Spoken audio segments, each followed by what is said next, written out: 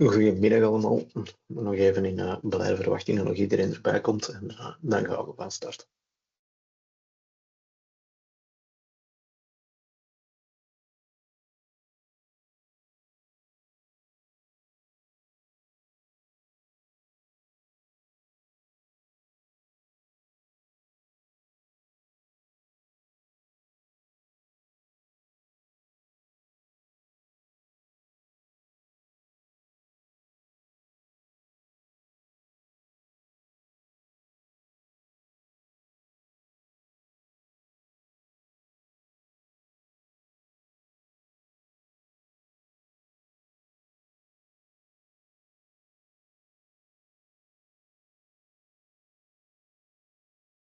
Hi, welcome everyone. Just waiting a few more minutes until everybody has joined and then get started.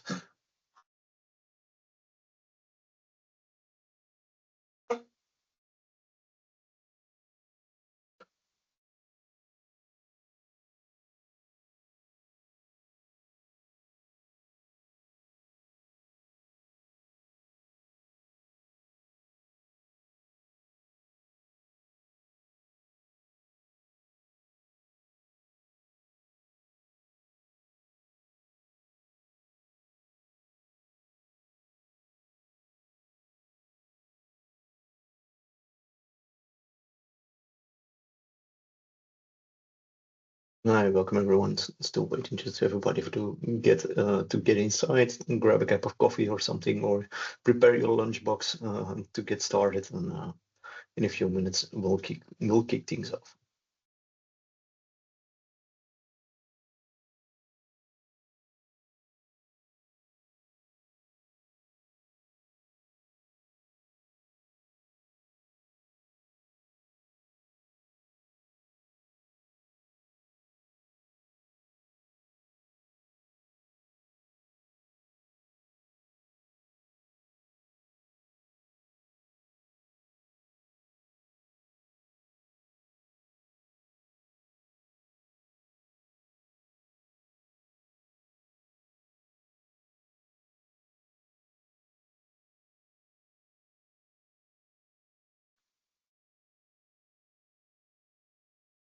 It's 12:30, and let's wait 2 more minutes and see some people still signing in.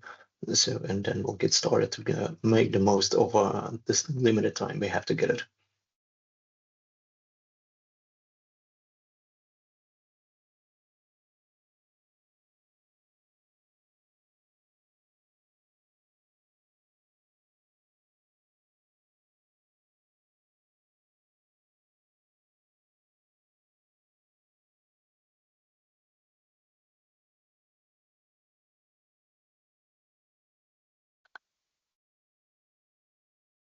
Hi, everyone. So let's kick things off. Thank you all very much for joining, and for the lucky ones indeed who got a lunchbox. For the other ones, of course, we will have a great piece of content to introduce to you. We created indeed together with Zach Warren, who will take over in a few minutes, a great webinar how you can indeed implement NIS2 together with Tanium and how it's better together. Before we kick things off, I shortly want to introduce myself. And of course, who shifts. So I think half of the audience knows it, but the other ones do not. So shortly, who am I? My name is Maarten Kous. I'm the coordinator at Shifts together with a colleague, Yves van Lierde, and we are responsible for the daily operations at Shifts. My background itself is technical. So everything I did so far was I've put plus minus 15 years of experience with everything from the modern workplace, going from endpoint management, server management, system engineers, all the way up to VDI with different technologies. That is my background. And that's also what Shifts is doing. But where do we strongly believe in with Shifts? That indeed, that's combining the endpoint management and the VDI, so the virtual workspace together, that it's better together, and you can really implement indeed a zero trust strategy, but still keep in mind a great user experience, because otherwise security and user experience most of the time don't go hand in hand. We try to implement that it's still better for the user. Best example is single sign-on, is where people really can be more productive, but from a security point of view, it's something really you can say, hey, you disable a user and people can't log in anymore. So we shift, what do we do? More or less, we can divide in three pillars. We can do everything all the way from VDI.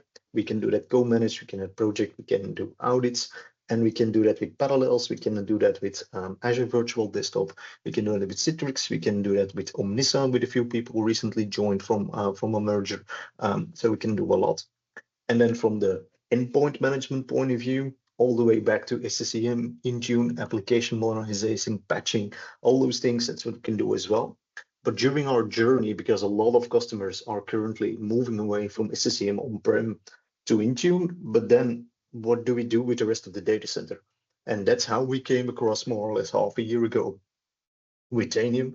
And that's where we strongly believed in, hey, this can be a solution that it really is, it's an ecosystem. It's not just a point solution. Hey, we will flag all your vulnerabilities, or we will deploy software, or we will do only the endpoints. No, it's a complete ecosystem where you can, in a modular way, say, hey, I want this, I want that.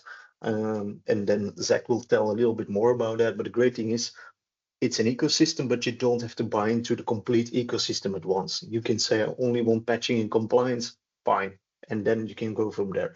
And that's one of the main things we like about the product as well. Besides, of course, it's a great product, a single pane of glass where you can see everything. And with that, I will give the great announcement to Zach Warren. I'm very happy to was able to join and indeed give us a great presentation. This is Zach, the floor is yours. Thank you very much. Appreciate the time, Martin. So let me pull up my presentation here. So I appreciate everybody joining today. This is a great opportunity to come together and have a conversation about something that I've been actually fairly new to, I guess you might say, as I recently, well, I call it recently, about 5 years ago, almost 6 years now, I moved to Europe. And in moving to Europe, years ago, I married a German, and so we decided that we're going to bring our kids to Europe. And so, what I wanted to share with you real quickly, I've got two presentations, but I just wanted to share a little bit of insight in this first one, and then I'm going to move over to talk about NIST framework for you guys. But what I wanted to do is talk a little bit about where Europe is today and why we're talking about regulatory demands from the EU and things like that, why NIS2 came to be, as well as DORA and other things, right? So I put together recently this presentation called Future-Proofing Europe. And one of the things that I saw that was really interesting was information that was part of a study that I took part in having conversations with customers, interviewing different organizations, CIOs and CISOs, to really get an understanding of where we are today in Europe when it comes to cybersecurity. And one of the things that was fairly surprising is the fact that there are 79% of organizations today in Europe believe that once a bad action has taken place in their environment, once they've been hacked, once they've been breached, that's when money is then available, budgets are available for cybersecurity. And I'm originally from West Texas, if you probably couldn't tell from my accent, but originally being from West Texas, we have a saying, once the horse is out, why bother shutting the gate, right? And it's the same thing here. Once your sensitive data is out there, it's kind of too late, right? It's a little bit too late, but we're seeing that was a major trend. Another thing that really popped out at me was that only 32% of European businesses have a strong cybersecurity strategy, right? And you're seeing this uptick in attacks, especially because of what's going on geopolitically. But then you're seeing that not everybody has a really strong cybersecurity strategy. So we're talking about multiple different levels of cybersecurity within the same supply chain, as an example. And then less than 10% of companies are sufficiently prepared for the cybersecurity issues that we're seeing today, right? So it's really, there's this kind of lacking of mature levels of readiness globally, right? And it's something that I think governments and kind of these entities started to notice and started to see as a trend and things that were going on in organizations. And so they decided that they needed to level set the playing field, if you will. And so they, you would think, okay, now how do we level set the playing field? How do we get organizations to take cybersecurity more seriously? And that's when things like DORA and NIS2 started to be developed and built out, right? So I was giving a talk just a few months ago about NIS2 and DORA and some other regulations that we deal with, GDPR and some others, and some American ones, PCI and HIPAA and things like that. And a young lady who's at the university there in Scotland, where I was presenting, came up to me and said, "Why? Why do we have all of these regulatory demands of our organizations?" And it is because of this. If one organization has invested heavily in cybersecurity, but multiple organizations in their supply chain have not, then they are at the same level of risk as all of those supply chain companies, right? That they bring in a level of risk into their environment. So NIS2 is one of these directives that have really been kind of the baseline for up leveling everybody's game when it comes to cybersecurity. And there's a couple of different, bits of feedback that I've already received from CIOs and CISOs working with them over the past year and a half or so about how do we deal with these issues? How do we help you, look at NIS2? And originally I got a lot of pushback, a lot of people saying, hey, it's not really top of mind for us, or that's just a checkbox. I need to make sure, I just check that box. And a lot of folks really kind of pushing back, well, who's going to audit me? When are they going to come? It's kind of like GDPR in the early days, but the fact of the matter is, and I was able to also get some of these folks that were thinking that way to change their minds, because the fact of the matter is, if you think that this is the last bit of legislation and the last directive to come from the EU, right, then you're sorely mistaken. There's going to be further iterations of this, right?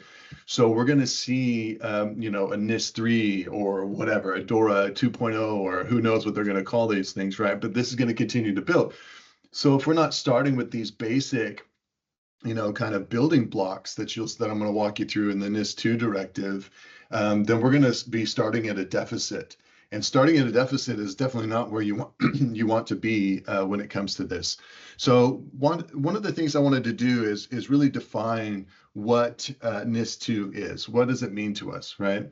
So it's, like I said, it's a huge step forward in enhancing cybersecurity. And I'll build this out real quick for you. But it really is about resilience. It's about protecting critical infrastructure.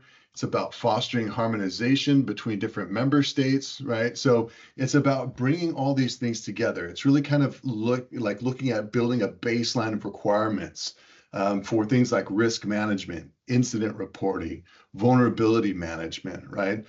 Incident response. How do you respond and report on these things? But it also really emphasizes compliance and enforcement of these things. So we need to make sure that everybody is compliant, that everybody's enforcing these. And so it's a really interesting way to start to look at how these directives are guiding organizations and how they can safeguard their systems and their data by implementing this NIS2 directive. Okay, so let's walk through what this means. First of all, let me talk about a couple of key points here, right? First, the scope, right? This scope, this is going to be affecting a wide range of sectors. There's going to be a lot of different organizations affected by NIS2. And I've even met with organizations that said, Zach, I don't think I need to worry about NIS2. I don't think that's something that I'll be affected by. And then as you have a further conversation with them, then they start to realize, oh, wait a second, I do manufacture food. Yeah, maybe I am a part of the critical infrastructure, or yeah, we do have bottled water, plants and things like that. So you start to think a little bit bigger, or realize that you're part of a supply chain, and that supply chain is critical infrastructure and does need to be protected, right? So you're seeing a lot of that scope kind of grow and expand. And NIS1 or the original NIS, there's been an addition to that now, so it continues to expand, right? Really making it important. And so risk management and reporting is this baseline that I'm talking about. How are we obligated to report? Because for a long time, I think you can probably remember when, reporting a cyber incident was kind of almost looked down on. It was almost embarrassing. Well, it was embarrassing to say, "Hey, I got breached," and it's becoming less of a taboo to then to say, "Hey, we were breached," and want to report out on something so that you can get the right type of help, so that you can get the right type of investment from your board members. I remember a long time where there was organizations that would be breached, and really you were trying to keep it, under the covers and not let anybody know what had taken place because you didn't want, any kind of repercussions or issues, or you didn't want to lose business, you didn't want to hurt your reputation, all those kinds of things. But we've gotten to a point where we realize that everybody is being breached, no matter, how careful you are, right? And so there's also cybersecurity obligations that we need to be paying attention to. It imposes these obligations on OES and DSP, right, to make sure that we're mitigating cyber risk. A lot of these key areas that they're going to be talking about, I have listed here, right? Vulnerability management, incident detection response. And one of the things that I think is so basic, but almost every organization I go into struggles with, that's IT asset inventory, right? It's one of the key, and I'll talk a little bit about this, but it's one of the key components of Tanium's technology is to really take a look at and understand exactly what you have in your environment.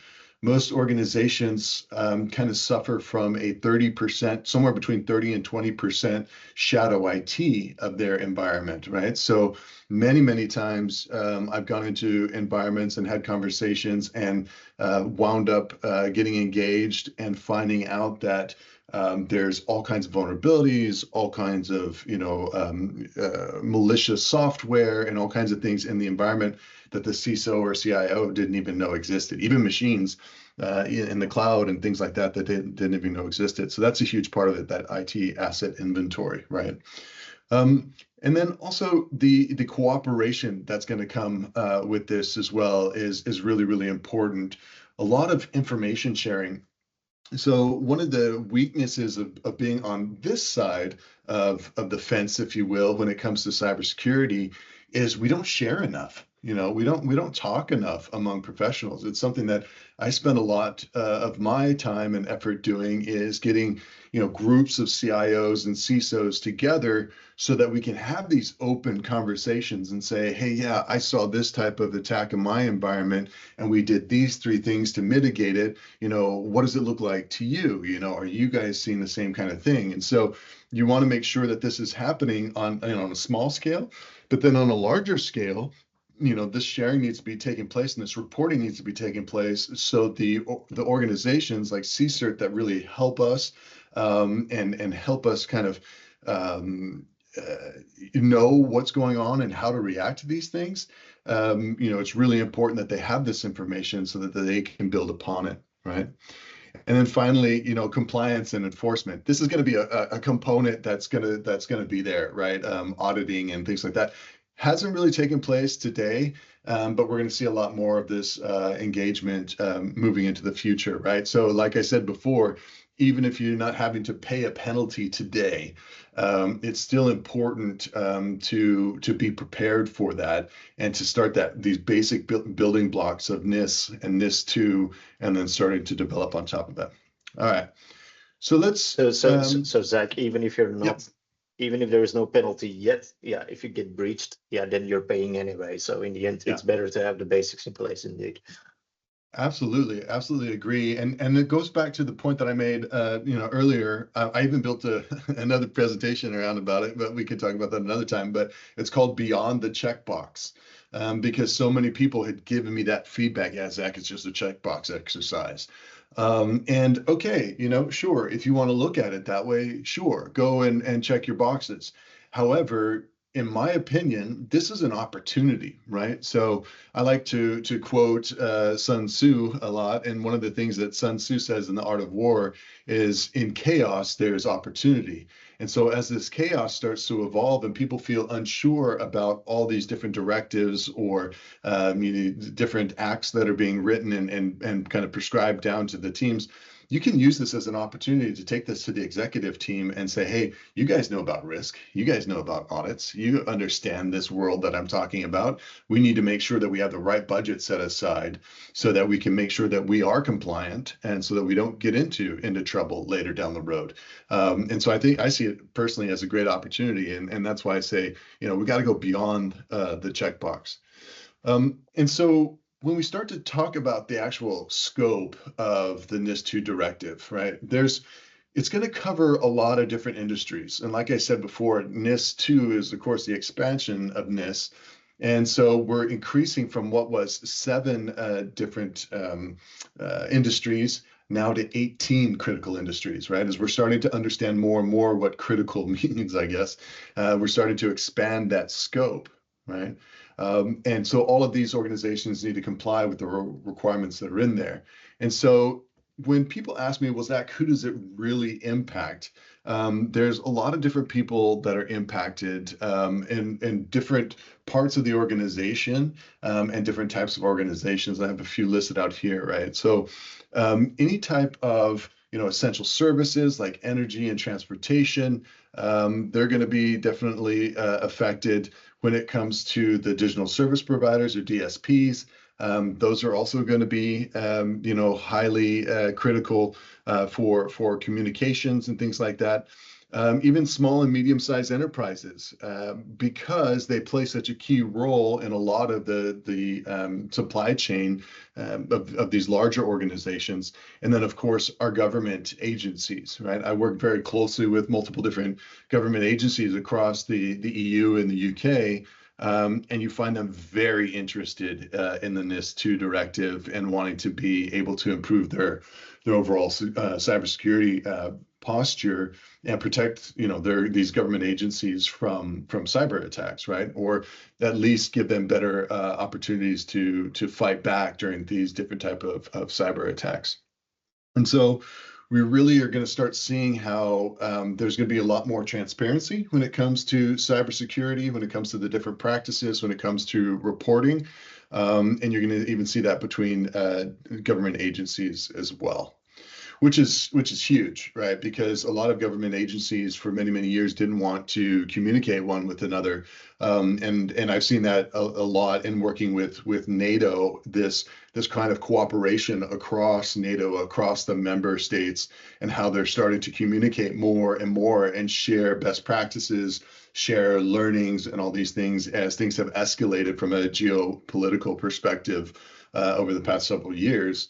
And so you're seeing a lot more sharing take place there, which is actually quite a wonderful thing. I was sitting at the European Council just a few months ago for one of these broader meetings and had the opportunity to speak there and kind of highlighting some of these directives, some of the things that are happening. And it was really interesting to see who was in the room from which different member states and the openness that was there.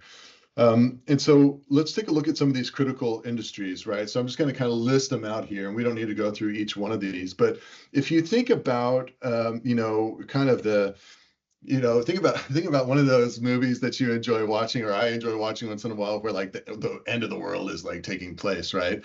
These basic, things that we enjoy in our world today are the things that are going to be part of these critical industries, right? So energy, the first thing that happens during the zombie apocalypse or whatever, right? Sorry to go a little off topic, but it's always energy. There's no power anywhere, right? Transportation, all the roads are blocked because all this, all the cars have stopped.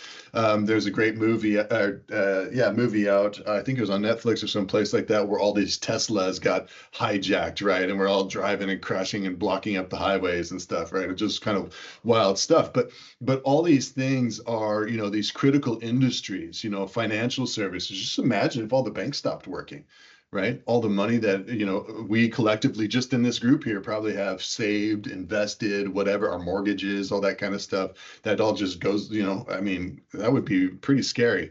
Healthcare, access to doctors and things like that. So, all these things, the very basic things are, food, water, and energy. And communications, right? So if all that stuff just goes away, we're going to have a really, it's going to be a really bad time for us, right? And so that's why this directive is really focusing on this and really just as this kind of, as I write on the bottom there, this kind of catch-all provision for all the member states to be able to look at the different sectors and understand, you know, are they essential? Are they not essential? Add them in, right, as they see fit, right? So you'll see others being added to these 18 as different member states are saying, nah, that is actually, you know, a part of a functioning society. So you're going to be part of this critical infrastructure. So there's some leeway there, right? Like I said, if you think you're not part of this, you might possibly could be, right? And when we start to look at the different personas, you know, everybody first jumps straight to, you know, the CISO is responsible for this.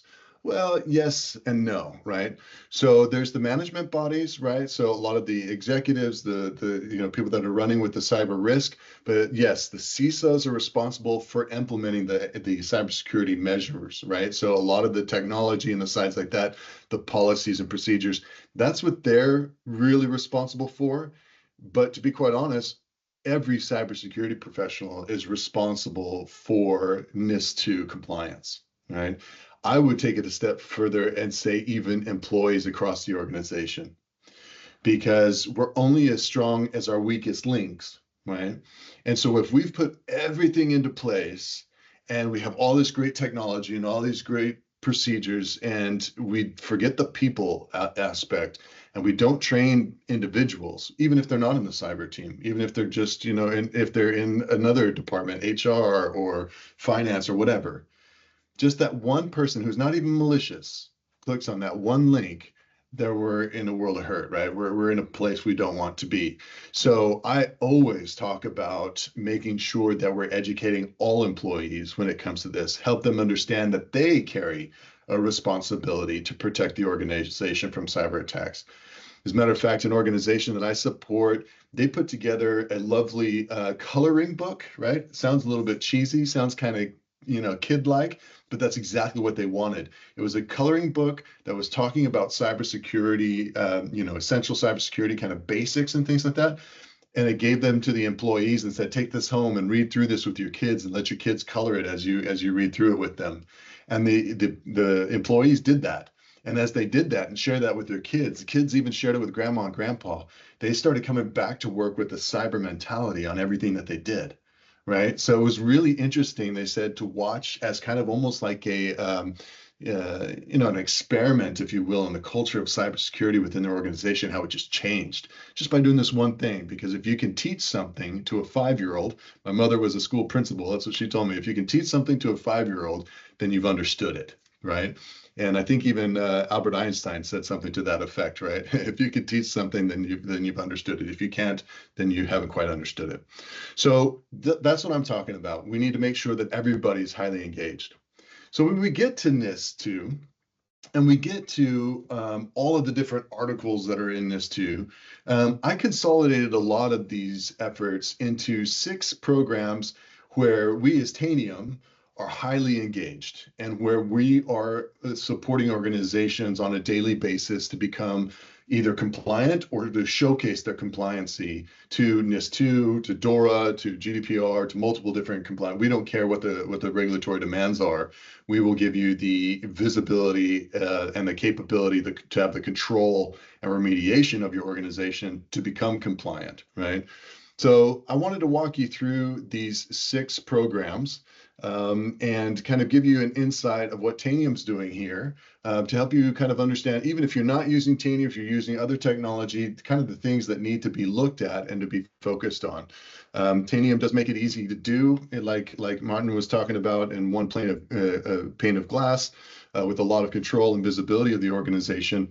So that's what I'll kind of walk you through. Before I jump in here, Martin, was there any other questions or anything that we had before I start going down this path? No, Q&A is open, so people can ask questions. No questions so far. We didn't mention it at the beginning, but of course, you can just type a question in Q&A. We'll come back to it. Or at the end, of course, there will be room for questions as well. Cool. Thanks, man. So let me jump right in here. So first of all is the incident reporting program that I kind of titled these things, right, as I looked through all the different articles, and to kind of compile them. So one of the programs that I would first focus on is incident reporting, right? And ask your organization today, right? Customers that you're working with or organizations that you're in, do you have a clear process in place today for detecting and identifying cybersecurity incidents, right? This really is kind of assesses the organization's existing incident response and incident detection capabilities and see if they're actually effectively identifying security incidents, right? And the other thing too is how do you handle or currently handle these and respond to these type of security incidents? It's a different kind of way of looking and having these questions around these organizations, right? So I love to ask questions. And one of the best things to do is from a Tanium perspective is Tanium has the ability to see everything in your environment. Like I said, that 20 to 30% of shadow IT that a lot of organizations kind of work with or suffer from. Tanium shines a light in those dark corners and lets you see everything that you have, even things that you didn't know you had. And then helps you be able to see if there's any type of incident or anything that's happening there, right? And helps you to improve your overall cyber response so that you don't, you're not surprised by some devices that you didn't even know existed. And so if you look at these questions that I have, these 4 questions that I have down here, they're great ways to open up and have a conversation around incident reporting, right? And I think we really need to help organizations focus on their readiness. They need to be able to do this. And I had a very difficult engagement with a manufacturer on the West Coast of the United States where I was asked to come in by the CISO who was brand new because he didn't really believe or understand anything that people were telling him when he was asking kind of basic questions of their incident response program. And as we dug into the weeds, we realized it didn't really exist, to be quite honest. There was, or it did, but not everybody understood what that meant. And the reporting part of it was a breakdown. It was emails and, shooting slacks and maybe calling somebody, but really don't want to kind of thing. It was so broken, the process, that they had a lot of work to do. So I think just asking some of these simple questions will really highlight, is this process broken or does it exist? The next one, I think that is really kind of near and dear to the Tanium capability is vulnerability management and patching program. Now, there's nothing really, sexy about this, like the latest AI-led EDR or anything like that, right? However, vulnerability management is something that a lot of organizations really kind of suffer from. How do you, first of all, you get a vulnerability scanner, right? We'll just keep it really, really kind of basic, right? And we could talk about Tanium as well, how we do this. But if you get this kind of list of vulnerabilities, right? And someone says, hey, you've got, these 10,000 vulnerabilities in your environment. Sometimes it's over 1 million, right? I've seen that as well.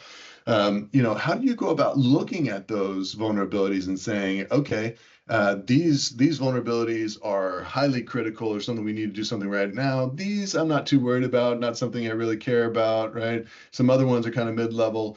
And then if that's the case from a security perspective, now you've got it kind of figured out or qualified which one of these vulnerabilities you want to take care of. Then you send that over to your IT operations team and say, hey guys, could you patch these things for me? And then to share with them that little level of criticality and have them also accept that level of criticality is also a very big challenge, right? So I've seen a lot of organizations really struggle there where the security team says high level criticality, this must be patched in the next couple of days. And then the IT ops team saying, we'll get to it when we get to it. And it takes 3 weeks. Right? I mean, that's kind of, mind blowing. And so what we need to be doing is looking at this vulnerability management and patching process across the organization, right? And so this is how I kind of lay this out as well. When it comes to Tanium, we identify at all times. We're constantly searching your environment. And like I said, at 100% of your environment for known vulnerabilities, unknown vulnerabilities, any CVE that comes out that's brand new, we push through the Tanium platform and through the Tanium agent to find it in your entire environment. So we're constantly reporting on these vulnerabilities. So you always know what your vulnerabilities are. Then because of the visibility that we have, we also understand how critical these things are to your organization, and we build a score around each one of these vulnerabilities, making it very clear to all parties what the criticality of these things are. And then we have a patch management system that can be done automatically, can be even done autonomously. And that is something that the IT operations team also uses in the same platform. So there's no question. So it really kind of breaks down and fixes the broken kind of patching programs that a lot of organizations have today. It really smooths it out, tears down the silos, and really smooths out this whole process. So, some of the questions I like to ask when it comes around to vulnerability management, how are you identifying and assessing these vulnerabilities, right, in your systems and networks? Are you able to do that from a centralized system? What type of prioritizations are there, right? Things that I've just talked about. How often do you do this? When I patched, I had 1.3 million endpoints under my management in the United States Air Force using Tanium, and we had them to 98% patched at all time. That means there was anytime a new vulnerability was found or a new patch was out, we pushed that right away. We had everything understood, the criticality of things, and the implications of actually rolling out that patch was totally understood. And so, yeah, we were able to do that. So there's that type of thing. And that's how you break down, number 4, these challenges around bottlenecks, right? Bottlenecks are what kill this type of thing and give bad actors lots of time to do lateral movement, to do whatever they want, to exfiltrate data out of your environment utilizing a lot of these vulnerabilities, right? So I think that's a huge one. That's a super important focus for a lot of organizations around NIS2. And Zach, if I just might add to that, because in Yep. Tanium you have the what you guys call the module for software bill of materials. I Yes. think everybody can still remember WannaCry, Log4j, things like that. If you then had to figure out in your complete environment, in all the software and applications you're using, where that specific subcomponent of that specific subprogram like Log4j was being used, Yeah. that was a pain for a lot of organizations to find actually the culprit where it is implied with Tanium. And if you had that in place, yeah, you could just ask a question, hey, well, which software is using this and what system is there a patch available, next finish and deploy it. So that's one of the great things about the product as well. Yeah, thanks for bringing that up. Yeah, that the software bill of materials, when Log4j was happening, we even gave that out to a lot of our customers because they were struggling so hard to find Log4j that we gave them free access to that so that we could help them mitigate that issue right away, and did that through our partners. One of the funny things is I was at as Log4j had just taken place, I was at a 3-letter agency in the United States government, the Department of Defense. And they said, oh, we've been using Tanium for a long time. We don't have that, software bill of materials capability right now in the Tanium that we are in what we're using today. But don't worry, we found all of the Log4j. And we challenged them. We said, you know what, we'll give you access for free. If you like it, you can buy it or whatever, right? We'll figure out the deal later. But let's take another look. Let's just scan and take another look at your environment and see if we can find any Log4j in your environment. And they said, yeah, sure. We need to get rid of it. So sure. We found 40,000 instances after they had already cleaned up and already taken care of the issue, right? So yeah, so it was a real pain. There was a lot of organizations that really struggled with it. And just 2 weeks ago, I was at a CIO dinner where a CIO brought that up, Log4j as an example, and said, hey, Zach, could you come and take a look at my organization and see if you can find more Log4j? We've been struggling with it, right? So even today, it's still very relevant. Incident detection and response. This is my happy place. This is where I like to spend my time personally, where most of my career is spent, is finding bad guys in our environment and then doing something about it. And I think one of the things that a lot of organizations struggle with today is confidence. Confidence when it comes to incident detection and response. And why do I say confidence? Well, because we're using a lot of different tools and things that we believe that we're finding the bad actors, and we believe that we are controlling them, and we believe that we're taking away their access to our environments. And it wasn't until I started using Tanium that I really started building up this level of confidence. When I was in the Department of Defense, I was asked to go and look at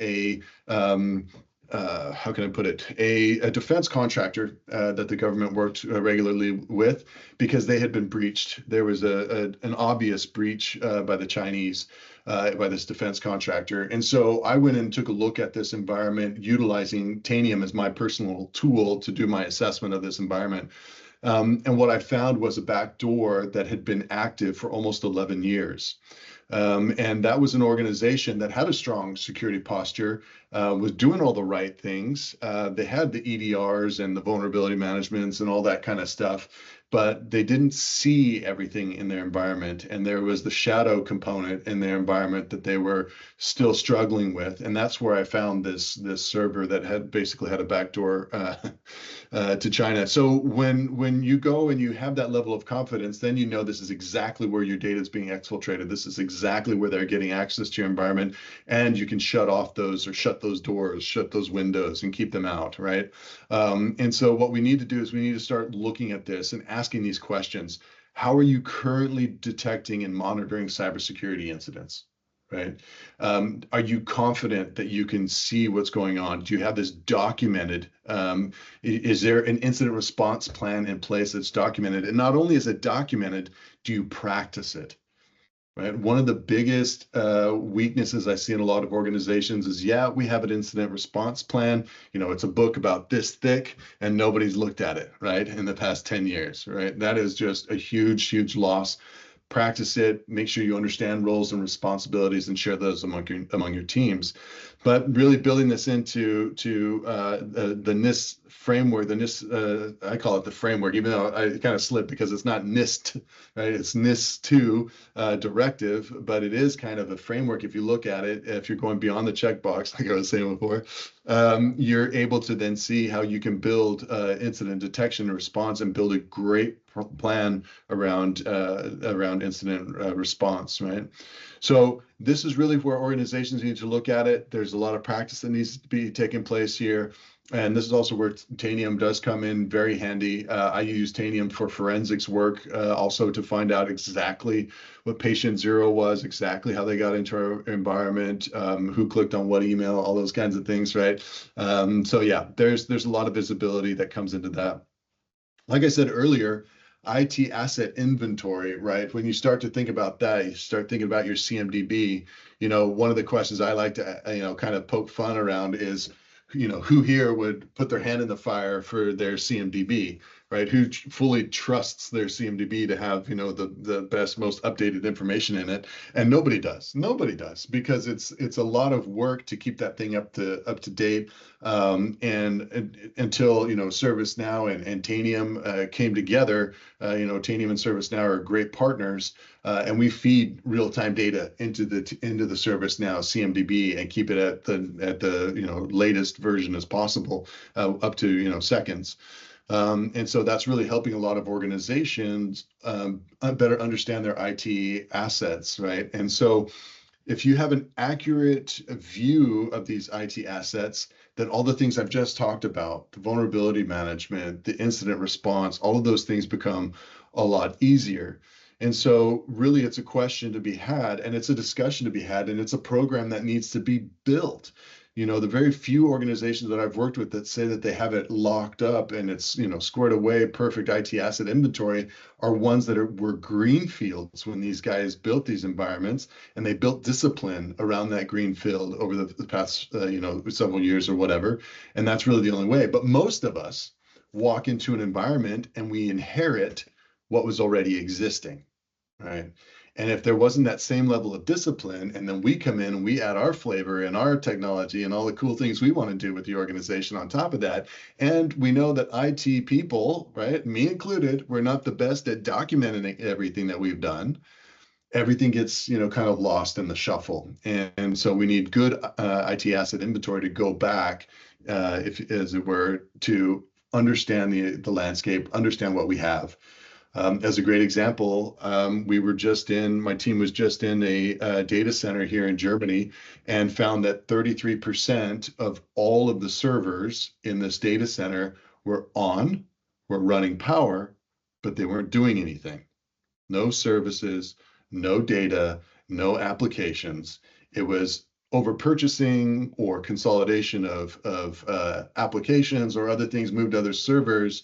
But it was an initiative around sustainability, right? It was around their footprint, but we wound up finding out that it was a lot more than just that, right? They were lacking this asset inventory. So if you think about that, man, what an attack vector, right? 33% of their data center they didn't even know existed. Right? So a little bit scary there. So that's a key component of it. Security monitoring and logging program. Okay, not I guess not the sexiest thing in the whole world, but really understanding how do we keep our event logs? How do we do the analysis of them? What type of monitoring do you have, right? So Tanium does real-time monitoring. We're constantly looking at your environment, making sure that nothing, is happening, or if it is, that you know right away and can do something about it right away. So really, this one's kind of a little bit more basic, if you will, right? It's understanding the different types of security events, making sure that you're collecting them, that you're logging them, and then also able to report on them later. And a lot of this logging also has to do with some of the the lessons learned kind of aspect of it. So really trying to share information and learn from one another. You can't really do if you say, yeah, I was attacked, but I don't know exactly what happened, and we didn't really gather any data. We didn't really save any of the insights there. So this is really kind of an improvement around identifying these areas, right? But yeah, so here's some of the basic questions that I like to ask around these kind of the security monitoring system. I say centralized, right? But it's really, what I mean by that is, do you have a single pane of glass where everybody can, in the security team and even in IT operations, can better understand the criticality and the environment and all these different aspects of the security monitoring? And then, the logs and all that type of things, right, that you want to be collecting. Right. Pretty straightforward with security monitoring and logging. And then the cyber hygiene is something that is also a little bit scary when you start to really look at the hygiene of a lot of organizations, right? We want to be focusing on promoting like good cyber hygiene practices. We want to increase awareness among employees to prevent these type of cyber threats. And so here's a couple questions that I like to ask organizations. If you can't tell already, I really like to kind of put questions around these things to make us think about how we can do these, build these programs, right? But what kind of training programs do you have in place? I gave you that example of that coloring book earlier in our talk here. How are you getting organizations, or how are you getting the employees among your organizations interested in good cyber hygiene practices? Another thing that comes around for me for cyber hygiene is also taking a look at our devices and how we're utilizing these devices. Are these devices, have we hardened our devices? Do we have simple things like USB ports that are open and available for people to, put flash drives in that they found out in the parking lot, right? You've all heard those stories, right? With Stuxnet and everything else. But what type of procedures do we have in place? What type of policies are we doing to address these different type of cyber risks? We need to start looking at these different components, because as we do that, we're going to understand what our actual cyber hygiene is today, how seriously we take cybersecurity, or how loose we are.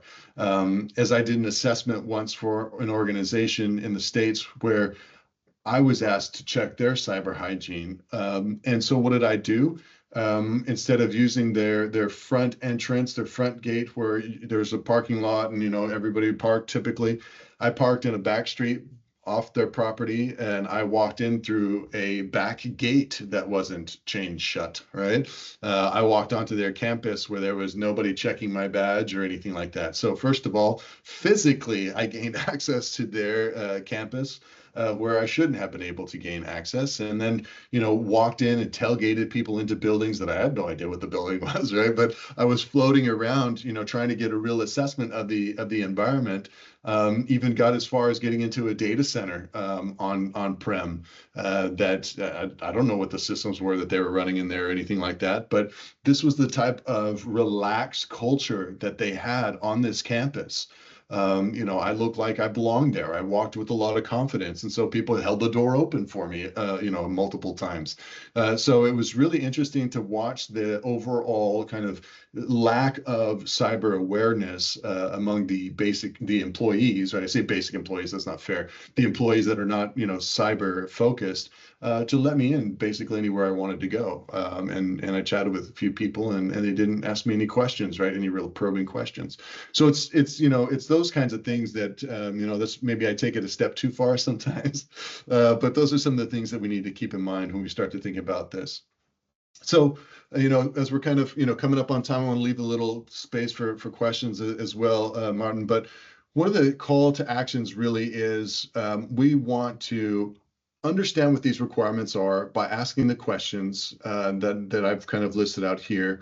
I want to highlight what, Tanium's capabilities are around the incident reporting, all that kind of stuff, and then focus on these different industries, the different sectors to help them understand that they are a part of NIS2, whether they see themselves as being that or not.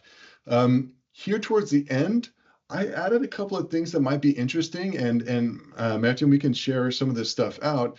But what are some of the KPIs, right? So as I mentioned in the very, very beginning, I see this as being more than a checkbox exercise. I see this as an opportunity to go to the board, to go to the C-suite and say, hey, we need to be NIS2 compliant.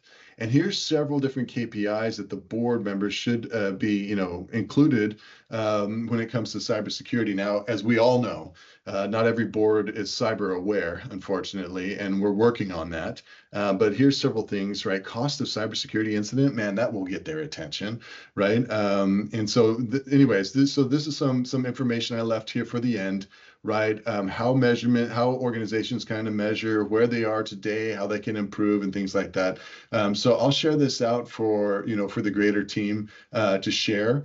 One of the things that I did want to point out, though, before letting you guys, before jumping into questions, is two different things.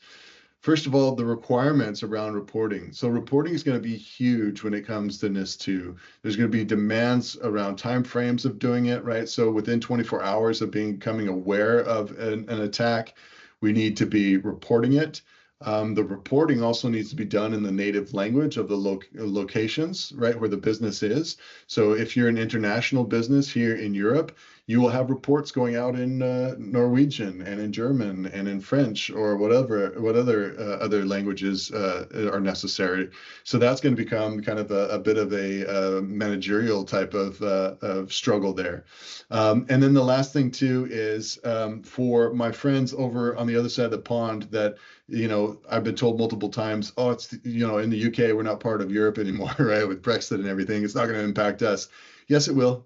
If it's a UK organization that has European entities, then they absolutely have to be part of the NIS2 directive, right? So keep that in mind, right? Because a lot of people are trying to pull themselves out of having to do this. And then, of course, here for your reading pleasure at the end, right? Like I mentioned before, we're not really jumping into it quite these days, but there will be penalties, right? There will be penalties. Here's what some of these penalties look like. I don't like to get into this side. This is the kind of negative side. Like if you've been a bad boy, you're going to get slapped on the wrist kind of thing. I like to be more positive, if you can't tell already, and look at what could we be doing to build a strong security profile based on NIS2, the NIS2 directive, so that when we are audited or something happens, we can say, hey, look what we've been working on. This is what we've been doing. We're doing the right things. And and so it's kind of an insurance policy, if you will, to then showcase you've been doing the right things. And with that, Martin, I turn the time back over to you. I appreciate the opportunity and see if there's any questions. Isaac, thank you very much for the great explanation and to see indeed what is possible, indeed what needs more holds. I think even for me, it was you clarified a few things, even things that I didn't know about NIS2. So thanks a lot for that. Just before we jump to questions, do know indeed, like Zach said, everything from demo, POC, or even a real life assessment indeed, where am I with my vulnerabilities today? We can do that even free of charge. That's only for the people who are in the webinar, but that's something we're willing to do, to just check indeed your environment. Where are you today? What do we indeed are able to register or find in your organization? And then we can say, hey, this is what we could do with Tanium. We can immediately patch all these things, and then we can go from there. That stuff we can do as well. So Yeah, now it's now it's open for questions. So if you have any questions, please put them in the Q&A. But also, first of all, thank you very much all for attending. If you gotta go, you gotta go. But now it's time if you have any questions. So just click Q&A and then we can go. So Martin van Heusen asks, Tanium has a compliance module. Does it provide a NIS2 template? So there's not a NIS2 template that is provided by Tanium. However, our team, especially some of my SEs that are very security focused, we've already done a lot of NIS2 work.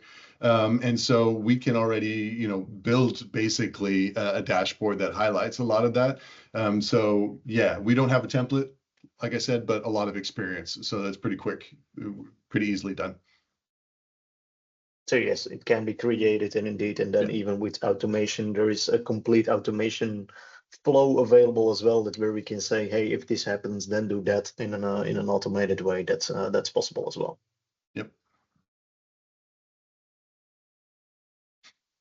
I wish we did. Yeah, and I know that you guys built something like that, but it's I still haven't seen it myself. But you have something like it, but Martin, if I find it, I'll get it out to you. Cool. Any other questions? Now we still have Zach around, or any other questions about the product or? So I see that Stephen just is asking, is there an integration with CMDB solutions? And absolutely there is. To be quite honest, it's one of the things that really drew me to Tanium in the early days. Tanium's only been around for 14 years or something like that. Anyway, I've been using it for like 12 years myself before coming to Tanium, before coming to Europe. And that's exactly what I did. I used the visibility of Tanium to go out there and find everything in the environment. And I just pushed it all to the CMDB that I was using at the time. And ServiceNow is actually the CMDB that we prefer, if you will, right? We've got a great relationship with ServiceNow. And so we push our data to the ServiceNow CMDB, but we're open to multiple different databases that organizations are utilizing. For Tanium, it's really wanting to be the engine that feeds your organization with real-time data, right? So, and then you can do what you want with that data. You can push it into a CMDB. You can utilize it for better incident response. You can, whatever it is that you're looking for. That's really it. So we integrate with Microsoft. We integrate with ServiceNow. We integrate with organizations that some people think are competitors of ours, right? Like CrowdStrike. I used to use CrowdStrike as an EDR, and I used Tanium to do the visibility and make sure that CrowdStrike was on all of my endpoints and not misconfigured as well. And then I also use Tanium to do all the forensics work. So there's a lot of these different type of integrations and architectures where Tanium fits beautifully to give you more visibility and insight. It's in the end an open system. Even if you would say, hey, for my endpoints, all that's managed with Intune and I'm completing the full Microsoft stack, we still can integrate the information we gather from Intune. We can still feed that into the same dashboard as into Tanium. The same with Defender alerts, things like that, or Sentinel. We can pull those in, so you can still have the single pane of glass experience, even if you're using different tools. And so, because Tanium and Microsoft, it might sound as competitors, but actually they're very close, tightly together.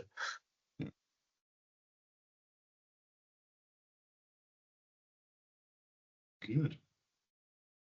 All right, I think you did a very good explanation. No new questions so far. Good. We'll give it a few more. If anybody has a question, now is the time.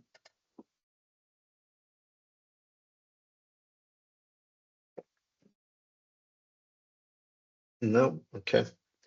Then one of the main things I want to add as well, it's also for the if you're technical, it's a simple solution as well, because you expect from a product you can drill down and click through everything. That's the beauty about Tanium. You report something, you find something, oh, it's affected this server, is there a patch available? Yes, create a patch policy and everything like that, and that's how it builds up. So also from a knowledge point of view, it's always a gap you have to investigate in knowledge, but the amount of knowledge, it's quite self-explanatory. No more questions, I say no. Then Zach, Okay. thank you very much again. Thank you Yeah, no to worries. everybody else for attending. We will reach out with the recording later on as well on the slides, so we can, if you have any questions, of course, later on, you can reach out or just reply to the mailing we will send out as a follow-up. Perfect. Thank you, everyone. Have a great day. Bye-bye. Thank you very much. Have a good one.